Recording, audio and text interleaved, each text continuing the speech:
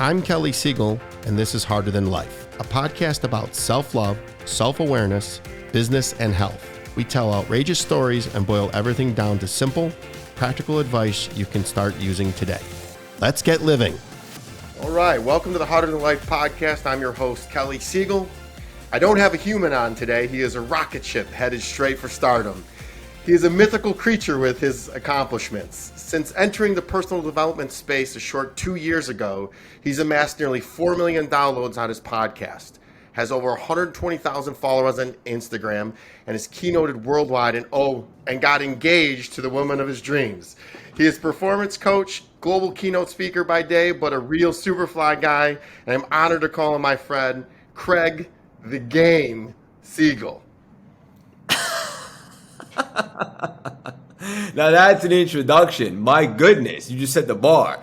Wow. Feels great to be on the receiving end of one of those. I'm usually the one dishing them out, and I've never heard it articulated quite like that. The mythical creature, the rocket ship, I appreciate it. I receive it all, and the most importantly, a friend. I love you, buddy. I'm glad to be here. Let's rock. I love you too. It's funny. My beard hit the microphone, so I hope it recorded correctly, but it is what it is. We'll figure it out. It won't be. This will be the first. This is the first time, but it won't be the last time. Craig, everyone knows about your accomplishments, what you do, and how you did it. If not, just head over to any podcast, especially the CLS podcast. So we're going to go down a different path, which I'm sure you expected with me. So my very first question is someone you're going to be very familiar with, and we've had many conversations, and I want to ask you, what's your superpower? I think I have a couple. I say very humbly. One of them is consistency. I'm absolutely consistent because I revert back to the standards, and when I have a big goal or vision, I reverse engineer it, and then I talk about what's required to get there. And as I always say, I marry the process, and that's just non-negotiable, period. And it sounds a little like not the sexiest answer, but so many people come to me, they want to do the work, they want the rocket ship, all the success. I said, that's great, but do you want to do what I did, right? And I see a lot of people not do that, straight up. And also, I'm a bit obsessed, and it's interesting, depending upon who you ask, people might think that's unhealthy or healthy. I think having healthy obsessions is a great thing. And when I finally found myself and really started to put this stuff together, I became obsessed with it. So you combine the obsession with the consistency, and I believe those are my superpowers, Kelly. It's a great answer. But, and we're already going to deviate from what I've planned, because you said something, and I know the listeners are going to understand. This is why you and I are such good friends. Reverse engineer the process. That is, I don't know if it's a Siegelism or not, but I do the same thing. I start deconstructing it backwards. Begin with the end in mind. I say it a lot. Talk to the average neophyte about what that really means. So pick something in the day-to-day life and reverse engineer it for the listeners. So many people become paralyzed by what it's going to take to get somewhere that they stop before they even begin. In order for me to break it down and simplify it, I set the intention. I have a really big goal. I'm a really big thinker. I visualize what that might look like. Okay, great. Put that on the whiteboard, slap that in the journal, and then we reverse engineer it, literally from all the way out there to step one. Okay, that's all great, but how do we actually get there? What's the first thing that I need to do? What first down do I need to get today? Do I need to start a brand, take out a website name, start to build some branding, put content out there? Speak to people, shake hands. What's the first step? So I have the intention, but then I break it down and organize it from reverse, backwards, so I could begin with the first step. And that's how I marry the process and divorce the outcome. Love it. And then be obsessed with it. It's I get it. It's being all in. Dude, this is why I met you. So you self-proclaim that you're weird and strange. I don't think so, and I think it sounds a lot like a defense mechanism for being genuine and authentic to yourself. Elaborate on my thoughts and what you think. First of all, that was beautifully articulated. I received that. Thank you. And I don't necessarily disagree.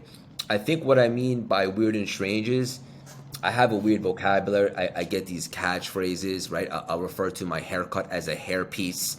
And my mom will be like, why do you say that? Everyone's going to think you're wearing a toupee. And I just say all these, what I think to be weird things, but apparently they're very catchy. But you're right. It is authentic. It's genuine. It's not a facade. This is me. And this is the stuff that I used to try to hide, ironically enough. And when I first started CLS, I said, there's no guarantee, but I'm going to make myself one promise. No matter what happens, I'm going to show the world my hand. I'm going to be 100% authentic. I think it's weird. You may say genuine. Pick your poison, but I'm going to show up as the real version of myself. And ironically enough, the more vulnerable or weird, as I like to say, I am, the thicker the connection with the audience and community. Wow, now you just said something that speaks to my soul. Vulnerability. You'll hear me say this on our calls and all the time and everything. Vulnerability is the new cool. I say it. What was your response to that about why as men can we not be vulnerable? That's why I always seem to gravitate towards the feminine, because I think vulnerability is really being a man. Yeah, same. And I think maybe from society or our upbringing, depending upon how you were brought up, maybe you were taught or it seemed like if you talked about your feelings as a man, that was looked upon as being weak or fragile or frail. But I think now, especially, a lot of people talk about the results. I shouldn't say results, like the consequences from the pandemic from a business standpoint. Now we're dealing with inflation, stuff like that. But I think what a lot of people don't talk about, and I'm really glad that you just created space for this, is what about the mental component from the pandemic, right? Being locked inside and not being social for so long. And I think that the more people talk about that and be vulnerable and express how they're feeling, it gives others the opportunity to do so as well. Clearly, if you look at the news, we're seeing a lot of people take their own life, people that you would never expect to. My guess is because they thought it was frowned upon or perceived to be weak if they talked about their feelings or if they were struggling with something, when the truth is it couldn't be farther from the truth. You know that. I'm starting to learn that, and I really want the world, specifically men, to understand that vulnerability is sexy and it's powerful. And if you are struggling with something, talk about it, because it creates an opportunity for others to come forward as well. Well, I like to say this: you're not alone, and you matter, and people care. And the big thing about you're not alone, everybody thinks that their feelings are unique to them. They're not, and we're all feeling the same things. So we're all here for you. We talked about that with our dear mutual friend Matt Hedden. He talked a lot about that. It was pretty interesting. All the research I've done on you after I've met you, I don't hear anything about your childhood. I see some of the things of your parents. It look like you have beautiful, nice Jewish parents.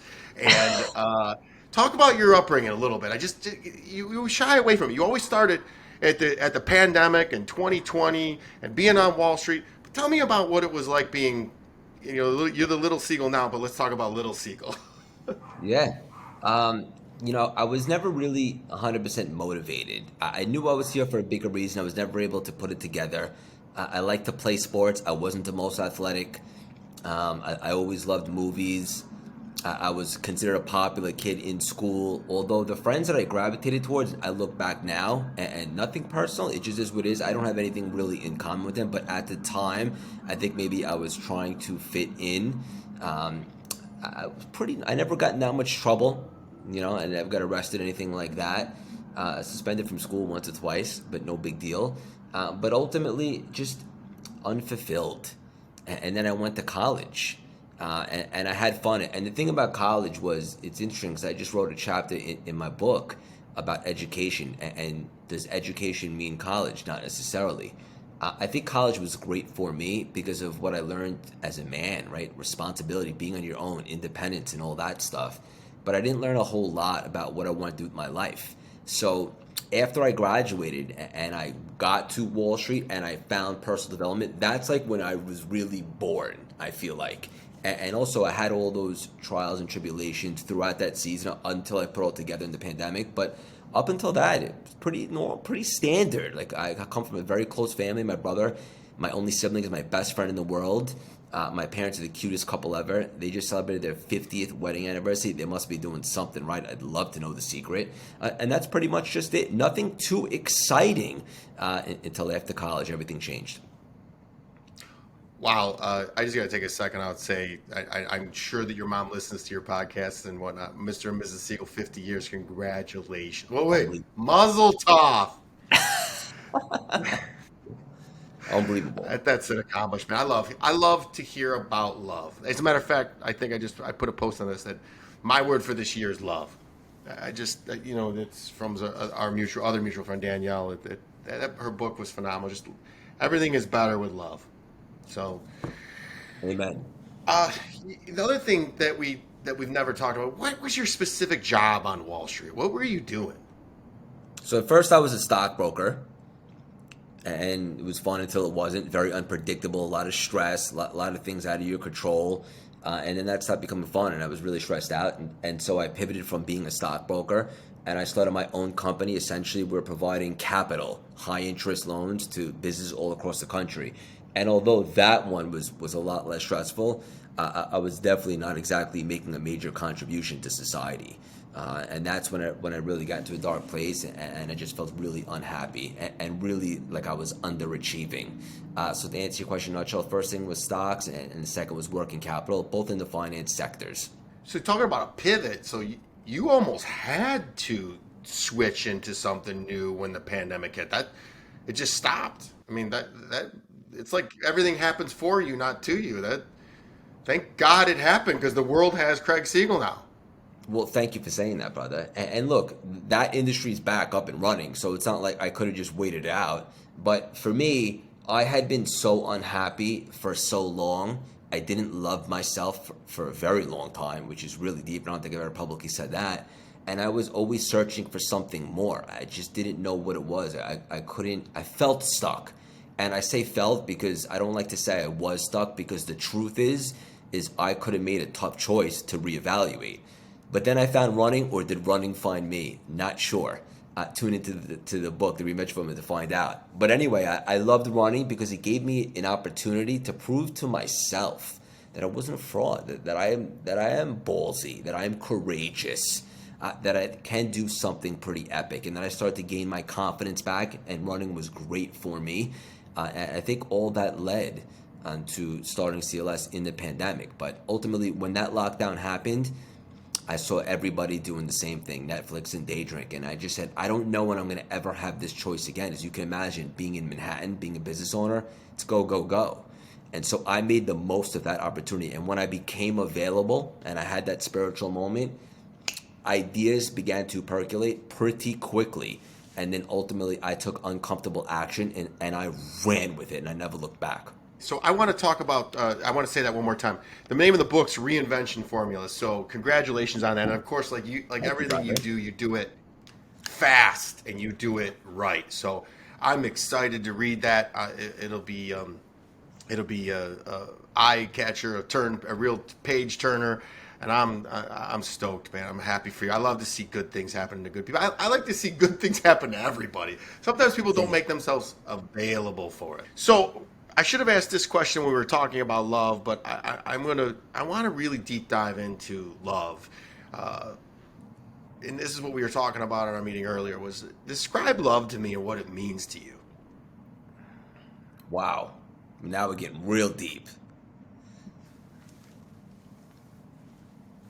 For me, how do I know that I love my fiance is the support, the respect, the way she cares for me, the way that she has my back if and when I need it.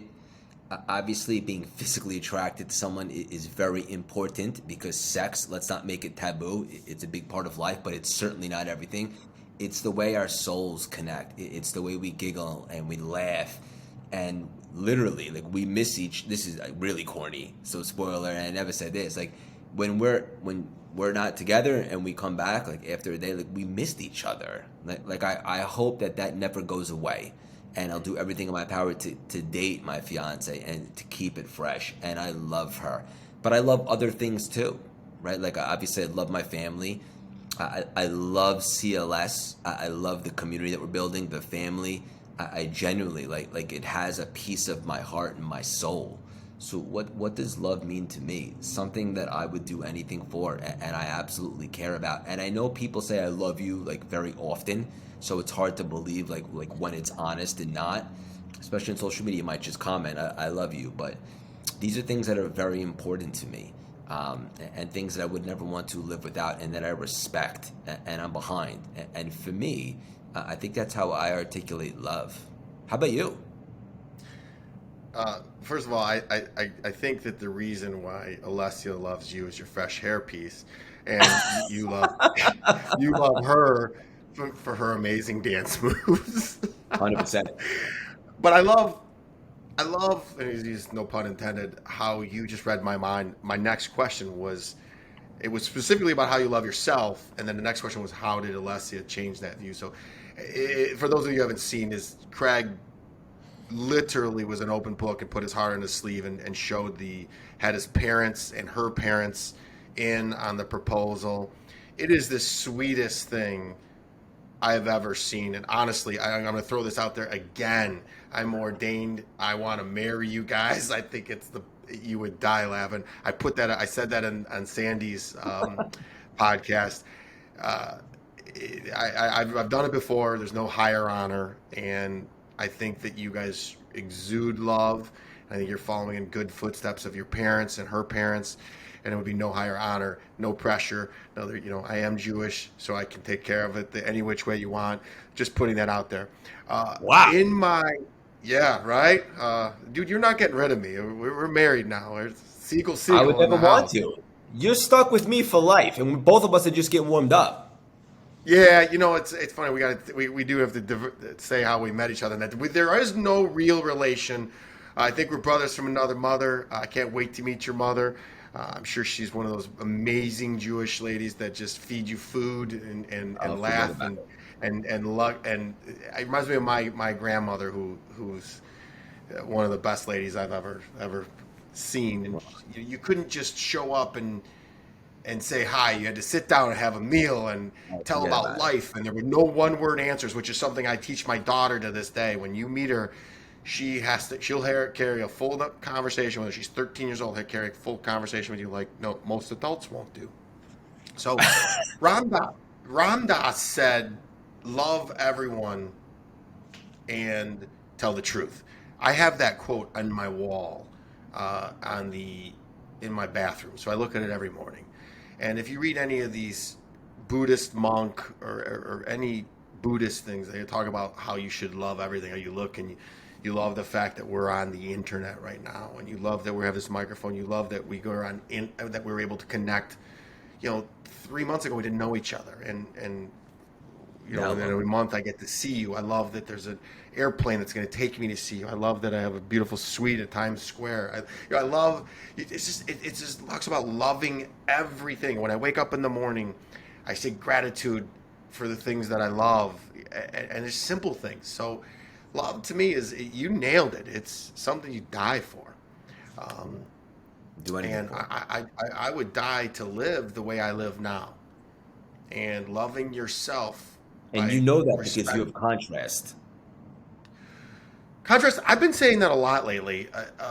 That I don't drink. I don't have a good story other than I just quit. And people that say, "Oh, I don't have a problem drinking," they don't know the contrast. They don't know what life is like without drinking. Uh, and I don't think anybody that has a glass of wine here and there that's an issue. But I like to indulge in the naughty water, and I didn't know anything else. My parents taught me to drink. So that's what I thought was normal. And then when I contrasted, I went, oh my goodness, there's a whole nother life out here. So you, when you're dealt hard times, it makes you appreciate the good times. So contrast is very huge. And I would say we need to look at the world through other people's eyes more often than not. Maybe the Republicans and the Democrats would learn something if they would just do that instead of being so narrow-minded. Um, there's a lot to learn. I don't fill my social media feed with people that just agree with me. I want to see what everybody knows about, because you can learn from everybody. So I love life so much right now. And like you said, we've only just begun. I mean, I see us, Siegel and Siegel on stage doing something, giving back to the world. You know me, I'm not doing this for the money. I've made $0. My company, National Technology Management, provides a comfortable living. I'm doing this because this is what I'm called to do. This is what I've meant to do. This is fun. Good But for you. And that's I why love it's to be loved, man. I love to be loved. I didn't have love. My parents did not. It's cliche to say they don't love me. Did you hear me just catch myself right in the thing? It's cliche to say my parents didn't love me. My parents loved me. They showed love the best way they knew how.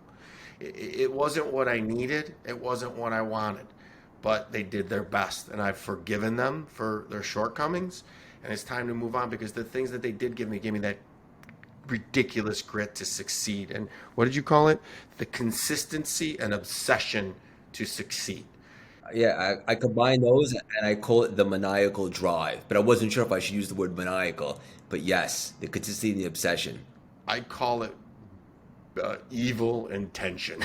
And when I say evil, I mean good. It's the same thing. Maniacal, evil. You and like seriously separated at birth, but I love it, and we're gonna feed off each other for years to come. So, uh, what is your biggest fear? So my great question. My biggest fear in 2020 was that at my hypothetical funeral and people were gathering around, whoever was doing my eulogy, there wouldn't be much of an impact, contribution, or legacy that I left behind. And I had that realization right when I started CLS, like maybe right before. I said, if this was it for me, it's a eulogy exercise. I didn't make it up, but it's very uh, productive for anyone listening here today to make it real. What would people say about you after you were gone if this was it for you? And for me, I was like, wow, it hits raw because the truth of the matter is I didn't leave much of a legacy. Yeah, I had some good relationships, but I made a little bit of money, whatever the case may be. But I wanted to make a difference in the world. I genuinely want to make a massive impact on the grandest scale. I want to help people. I want all of your listeners to hear this conversation between me and you and then breathe different oxygen because you and I showed up as our true authentic selves and had unbelievable dialogue. That's what I want, right? So that was my biggest fear. Now, having said that, over the last 2+ years, I can honestly say I've given this thing everything I got. Whereas if it was for me, I can actually live with that and hold my head up high with pride. Now, the truth matter is we're just getting warmed up, right? We've only just begun. But my biggest fear a couple years ago was also my biggest motivation. And I never put that together until just now. So thank you for creating that space. So many people think that like in regards to CLS, I was just so driven, like shot out of a cannon. And I think this is going to hit home for a lot of people that know that they're here for more than they're currently doing. Sometimes it's not so much about what you want to do.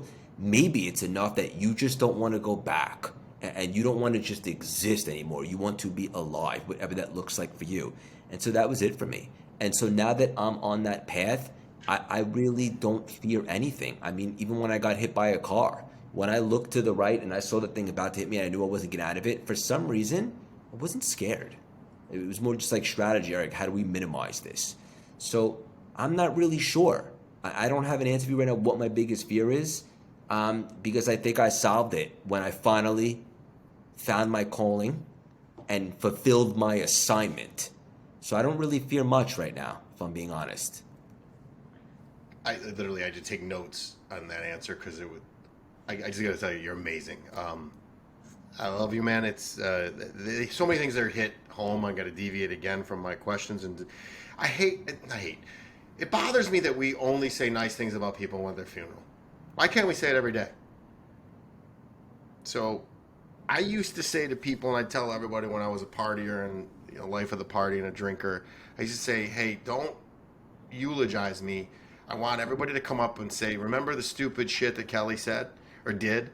Because I've done some crazy things on my day. And now, what you just said is exactly what I want to leave a legacy where people say, wow, Siegel lives on, or Kelly Siegel lives on. Sorry, I forget we're both the same name. But Kelly Siegel lives on in that he did this and that, and you know, I don't want to go back. That's funny. You just hit my soul. Like I don't have any fears either, but I am scared to death to go back, and it's why it's not even an option for me. And I'll give you one. And I don't know if I've ever said this, but it just you brought it out of me. Is I grew my whole life in fear of death from my parents. Like I feared that they would kill me because they were drinkers and drunks, and that's why I'm such a big dude now. Ain't nobody gonna hurt me, nobody. Physically. So those are things that drive me, that create my consistency and my obsession to wins, to never want to go back and be the alcoholic drinker, party animal that I was. The fact that I want my funeral to be what I accomplished and not what stupid shit I did. So that was really deep. Much more, and right on that. Go ahead. I was just saying, when you love yourself like you do now, like I do now, right? Because we're actually our real selves and we're connected to source. Like, there's nothing that scares you either, I imagine. Obviously, you want your Nothing. family to be protected and safe, of course, but like nothing can really happen that will cripple you anymore because you're living so true, authentically connected, divine, and you love yourself and you don't fear anything because right now, today, as you and I are speaking, you are putting your best foot forward to make a contribution and make an impact, and that's something we can both live with.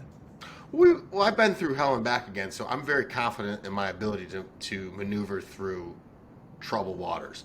And True. that's why it makes me nervous about today's culture where we're trying to shield everybody from tough times, man. It's just, it, it builds character. You know, smooth seas never made a sailor. You learn through tough times. Tough Through the times make storms. tough Yep. people. So, Yeah, we need those yeah, storms. I don't have any fear whatsoever. But having said that, we talked about going backwards, and that's fear. What's your biggest regret? I really don't have any. This is crazy because you're asking me all these awesome, deep, thought-provoking questions, and I have these weird answers for you. But the truth of the matter is I believe everything happens for us, not to us. I believe it happens when it's supposed to, um, or we have to do our best to be available for them. And I don't regret anything. Like the easy answer for me would be starting CLS 10 years ago, because look where we'd be now. But I wasn't ready, Kelly. I wasn't available, brother. I needed to go through those dark seasons of toxic relationships, all the stuff, the negativity, the fear, the guilt, all that stuff, the shame, whatever the case may be, to get to where I'm at now. And that's probably one of the reasons why you mentioned a rocket ship. I know people think it's a meteoric rise. Obviously, they don't see the work I'm putting in. You do. Um, but one of the reasons why it's happened so quickly is it's not an overnight success. This has been 15 years in the making, journaling, sharpening, going through some stuff. So it all had to happen the way that it did for us to make the impact that we've made now in a relatively what the world would consider a short amount of time. So I don't regret anything. Now, if I had lost someone really close to me, maybe I might give you an answer like I wish I spent more time with that person. Um, my family's alive. Um, I'm happily engaged. I don't regret anything, brother. I'm just so blessed right now. I'm so grateful. I'm so excited. I've never been more both alive and aligned.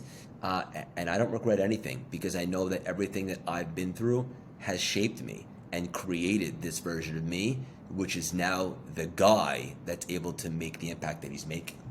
Yeah, a lot of people don't realize that the world, the universe is conspiring to make you happy, and a lot of times they ignore the true red flags or the alignment that the universe is trying to give you. And I love it when you talk about source because you don't talk about it much. There's some bigger energy work at work on us somewhere somehow. I don't care if it's God, if it's Moses, or whatever you call it. No doubt. I'm going to deviate because we talked about it. Like, all of the other people in personal development, many of them talk about faith, and when they talk about faith, they talk about religion. You know, most of them are Christian. I don't know of any very many Jewish guys like us that are doing this. and you don't hear us talking about. Now, this is a bad thing. That's a good thing. But talk to me about your difference between faith and religion. I think that religion, similar to politics, is a little divisive. Organized religion, right? Like if you believe in one thing, then it's almost like you're against the person who believes in something else, and that's not where I'm at. I personally believe in God, and I have quadrupled down on my relationship with Him, specifically over the last few years. Probably not a coincidence to the blessings that I have in my life. And I communicate with Him directly. And I never said that out loud. That sounds a little weird, but I do. And that's what's most important to me. Now, whether you're Jewish, Buddhist, Catholic, it doesn't matter to me.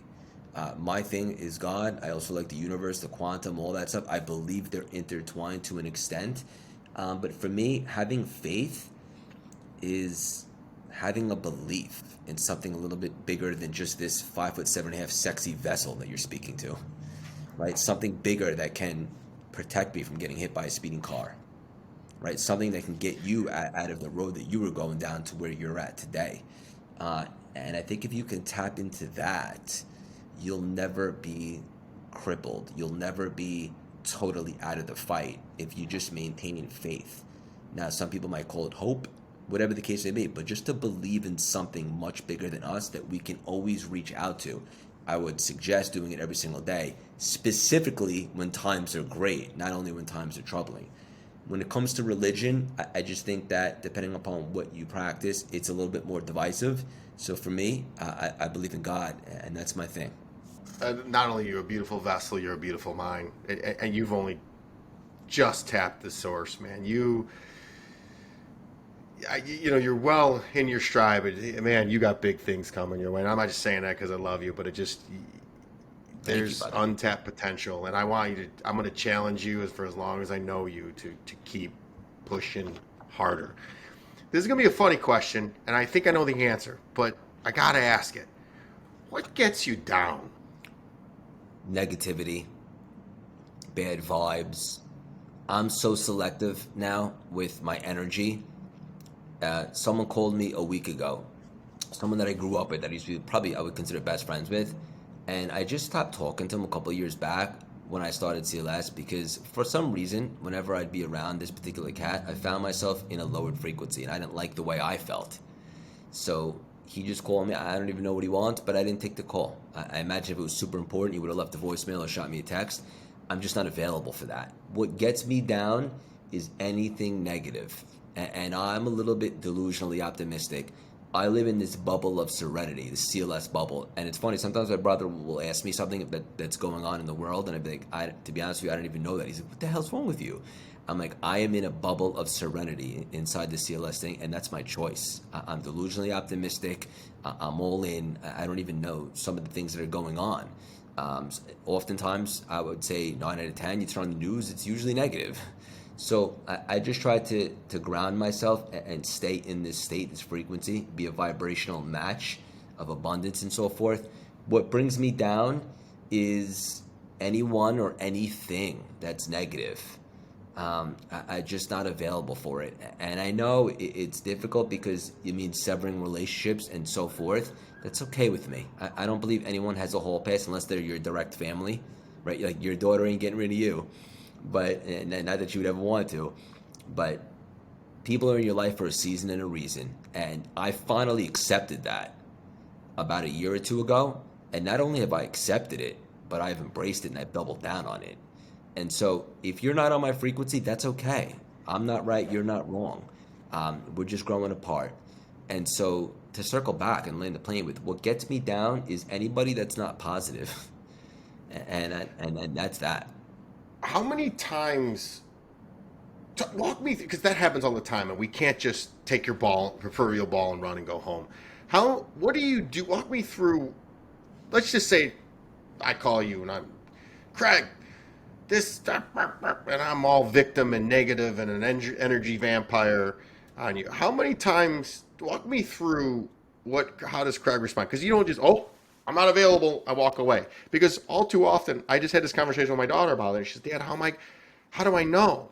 So if is sucking the life out of you, do you have a conversation with them? When and at what point do you realize if that it's worth trying to continue, or do you cut base? Now I say this having said I don't talk to my mother. It's been 25 years maybe, and I've forgiven her. But it's also I'm at peace with the next time I see her is we'll be at her funeral.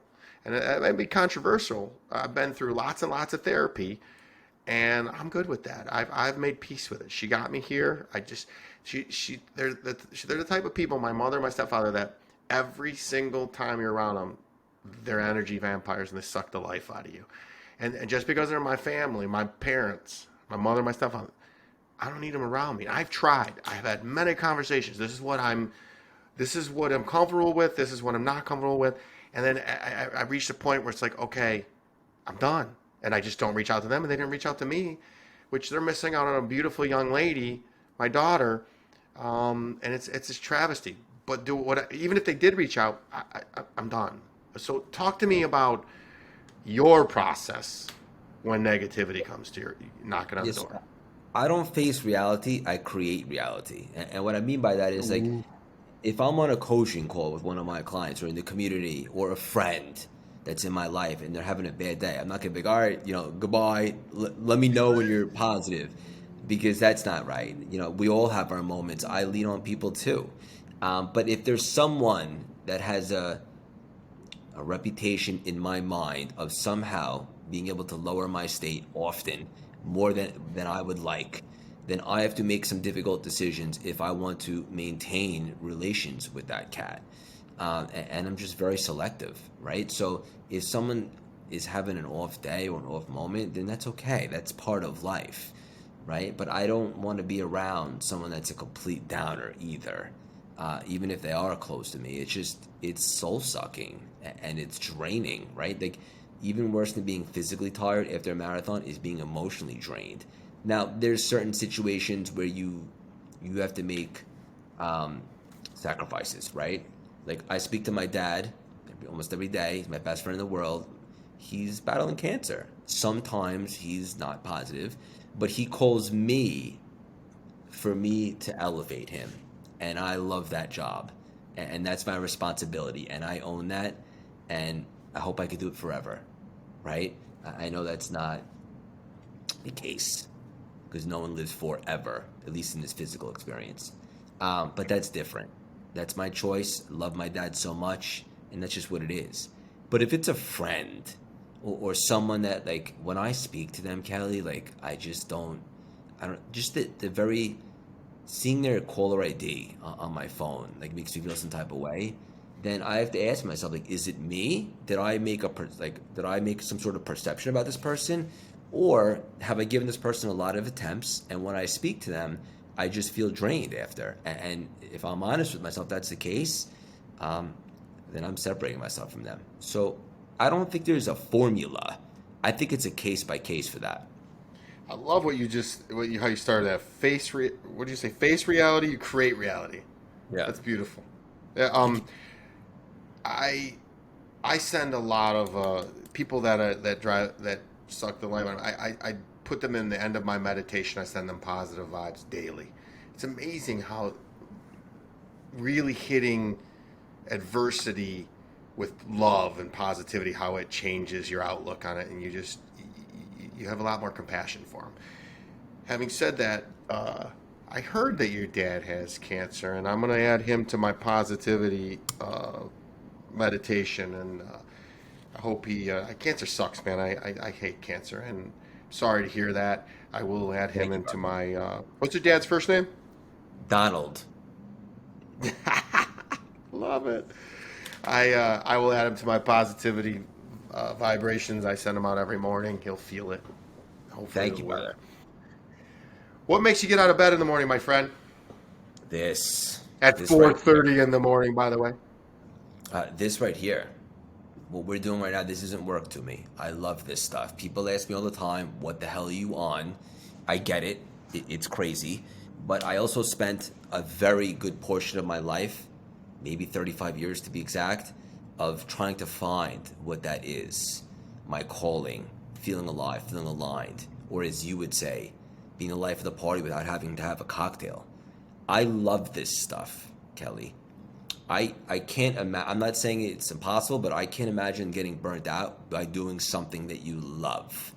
I genuinely love this, whether it's a podcast, a membership call, a speaking engagement, a partnership call, writing a book, connecting, all this stuff. I just love helping people. I love talking about personal development.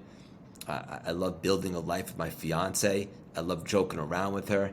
I love working out in the mornings. I love life, and I'm really passionate about life now because of a word that we used a little bit earlier, and that's contrast. And because I remember what it feels like to be essentially suffering mentally. And now that I was able to find something that fills my cup, but also makes a difference, I just feel extremely grateful. And I would never want to disrespect Source by not giving this thing called life everything that I got. So that's why I'm shot out of a cannon every single day. Love it. I'm going to ask this again, but you kind of answered it earlier.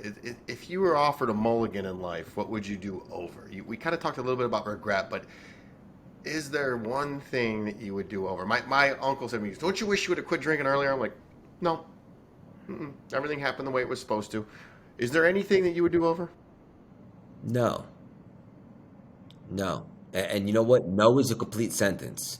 And I know you're looking for something juicy, and I get that. And I imagine most people would have a different answer. I just know that everything that I've been through, the dark seasons, all the stuff, has brought me to this, where I can understand and be able to resonate with people. And also, like, I never settled. And I found Alessia when I was in my mid to late 30s. So everything is happening for me right now exactly as it should. I couldn't be happier.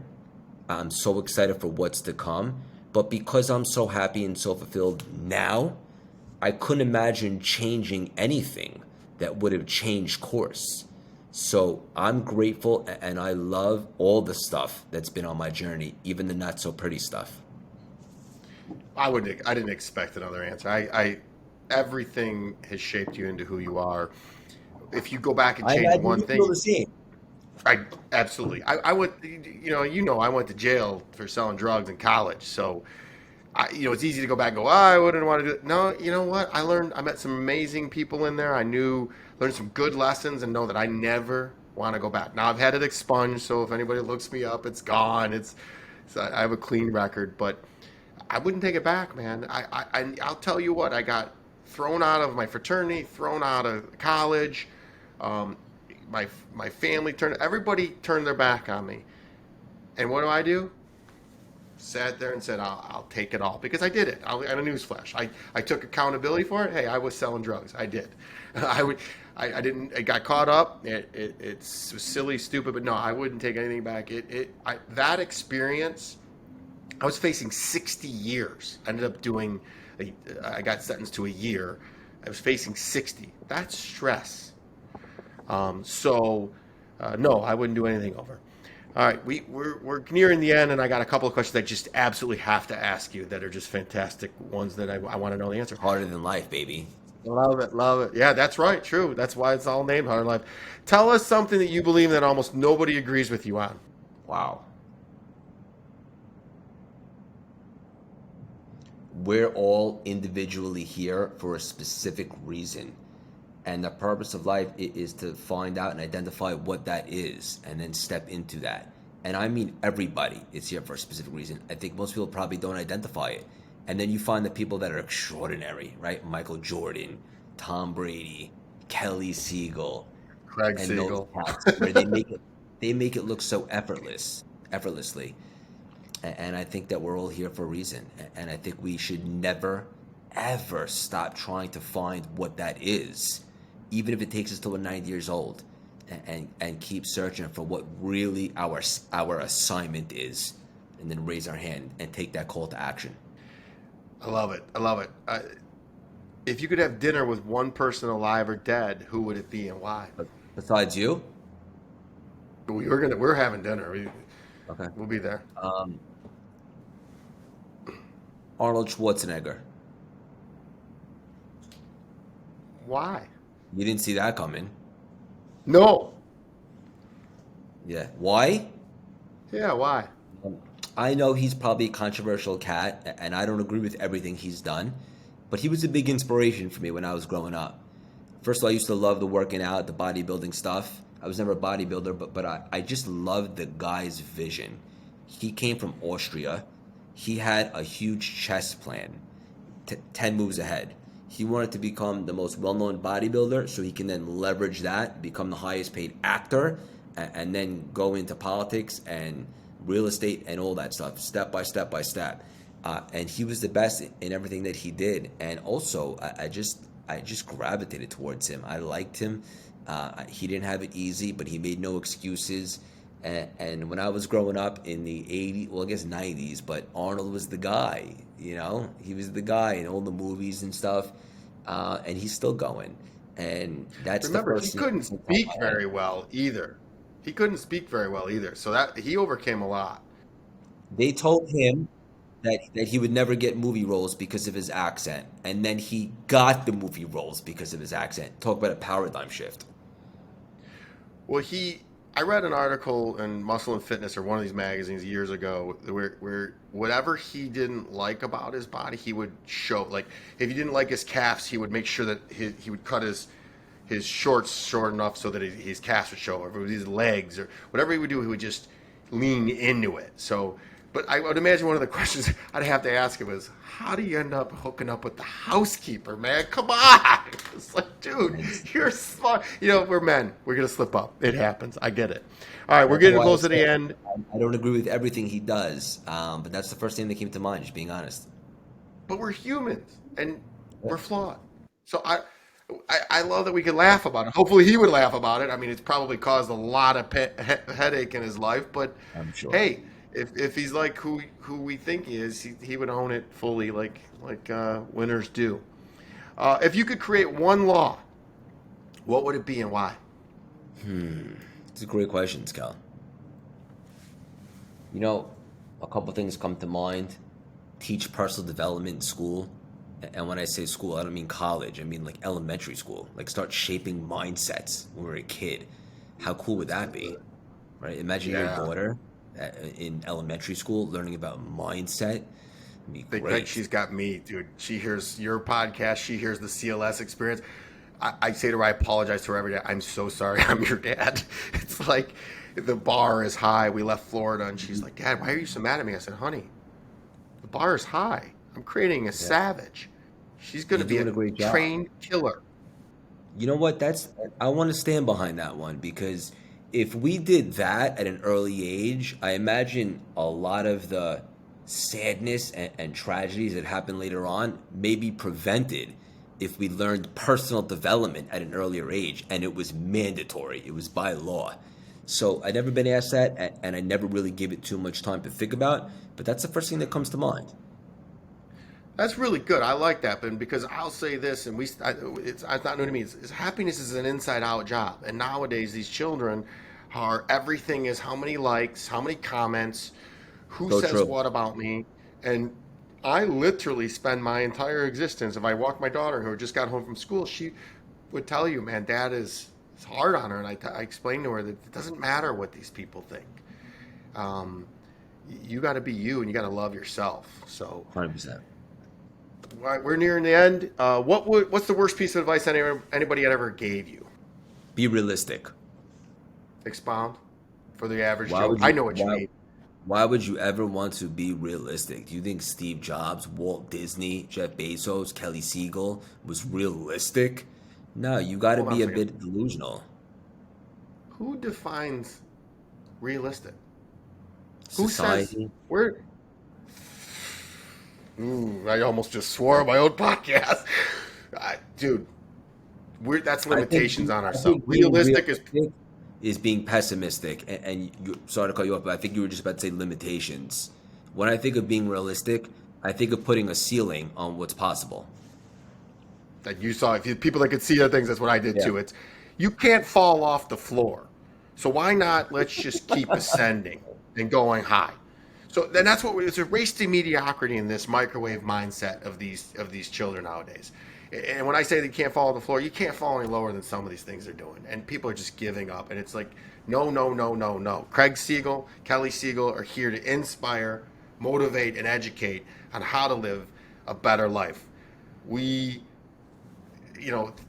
4 years ago, neither one of us were living the best life. Now we are. If we can do it, anybody can do it. So I want to end it with, and it's going to be reiterated what you said over and over and over again. But I want to end it with this because it just does you a justice. What, Craig Siegel, do you want your legacy to be? I want, when anybody runs anything back, whether it be a piece of content, a quote, a conversation I had with them, a podcast, a speaking engagement, anything, an interaction, that they immediately feel elevated and feel some type of hope or faith or belief that they could be a little bit better, that they can make a difference, they could do something special. That's what my assignment is to showcase that. And long after I'm gone, I want somebody to be able to listen to this podcast and say, you know what? I felt stuck. I heard those two nut jobs speaking, and now I want to get inside the arena. I want to try something out. I want to take uncomfortable action. If they can do it, I can do it. I want people to breathe different oxygen because I showed up, specifically you and me in this conversation. That's what I want. I love it. I love it.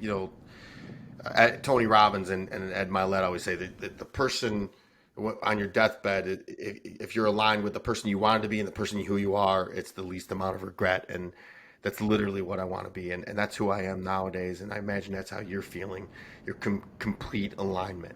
There's zero skeletons in my closet. You're not going to see me surfing porn. You're not going to catch me freaking drunk. You're not going to be sneaking freaking cannabis. As you see, consistency is literally excellence. I aim for perfection. I end on excellence, and life gets good. Craig, I love you. I want to be respectful of your time. You have a hard stop. I look forward to meeting you next month. I love you. Keep doing what you're doing. I'm so excited. One more thing too. I know the whole world knows who you are, but you got your book out.